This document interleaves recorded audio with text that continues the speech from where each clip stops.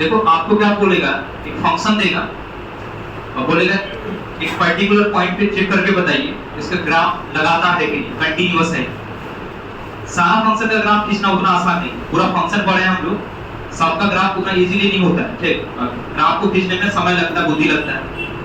तो ध्यान देना, एक तरीका है जिसमें आप बिना ग्राफ खींचे बता सकते हैं कि उसका ग्राफ उस पर्टिकुलर पॉइंट पे कंटीन्यूअस है कि नहीं, लगातार है कि नहीं।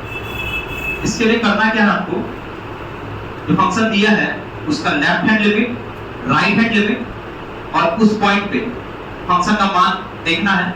और तीनों अगर बराबर आता है, तीनों बराबर आता है, एक फाइनाइट वैल्यू होना चाहिए। उस अगर ये तीनों बराबर आएगा, तीनों का मान सेम आएगा, एक फाइनाइट वैल्यू देगा, तो उससे ये पता चलता है कि फंक्शन का ग्राफ क्या होगा, लगातार कंटीन्यूअस होगा।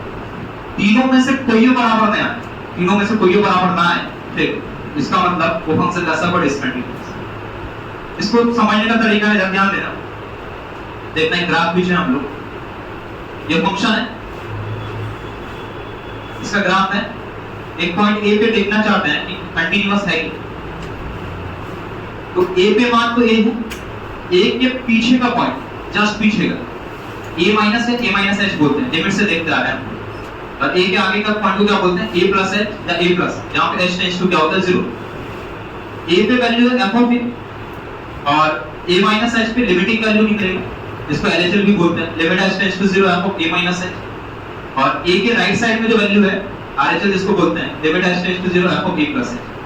तीनों का वैल्यू देखो तो अगर सेम आए, तीनों का बी आए, इसका मतलब यहाँ पे ग्राफ ए पे कंटीन्यूअस है, तभी तीनों क्या दे रहा है, बी। उस पॉइंट पे उससे थोड़ा आगे, उससे थोड़ा पीछे, तीनों सेम तभी आ सकता है जब ग्राफ क्या लगा है। जैसे इधर ध्यान देना, कुछ ग्राफ और भी देखे थे हम लोग, ठीक, जैसे ये वाला ग्राफ ए पे देखो तो ए पे कितना वैल्यू दे रहा है, डी, लेकिन ए से थोड़ा आगे अगर बात करेंगे वैल्यू कितना दे रहा है, सी।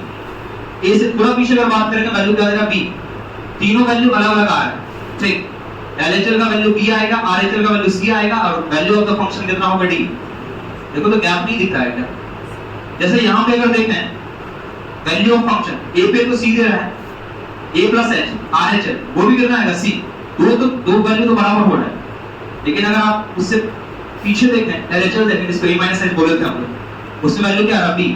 एक वैल्यू नहीं आया ना अलग, एक वैल्यू सेम नहीं आया, अलग आया, देखो तो गैप है।